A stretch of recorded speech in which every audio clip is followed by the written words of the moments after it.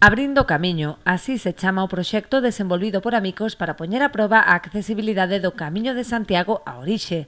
Adriana, Macarena, Carmen e Jesús, acompañados por 3 técnicos da entidade, percorreron os 120 km desta ruta xacobea. Fixérono ao longo de 6 etapas, compartindo algunhas delas con outros peregrinos, como un grupo de voluntarios europeos.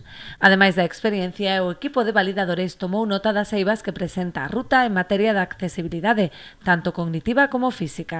Todos os puntos a mellorar foron recollidos nun estudo técnico que hoxe presentaron ás autoridades dos concellos implicados e próximamente será remitido á Xunta de Galicia co fin de conseguir un camiño apto para todos. Sin vosotros, desde luego, este informe no se podía hacer. Esas 6 etapas que vienen ahí establecidas y esa última, que es la que nos toca a nosotros, al Concello de Padrón, poder recibiros, abriros las puertas de nuestra villa, que es como vuestra casa y que podáis hacerlo con total accesibilidad, la verdad es que le quita a uno la sonrisa y le da ganas de seguir trabajando por todos vosotros. Gracias á Asociación Amicos, que gracias a elas pois podemos ter este informe, que é un informe moi necesario, un informe que chegou agora, pero xa debía chegar un pouco antes, non?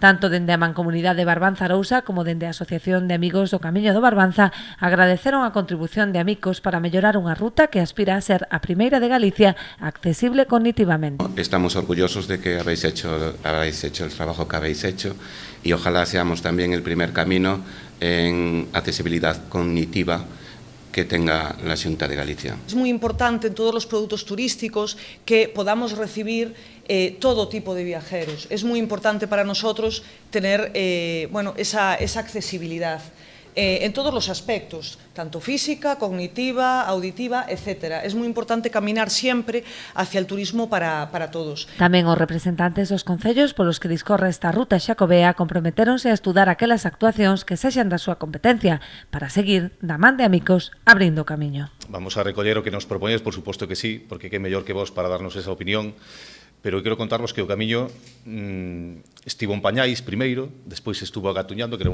como un bebé, agora se é un neno que se levanta, que empeza a andar, pero aínda tropeza. É un camiño xoven, novo, e que nos queda moitísimo por mellorar.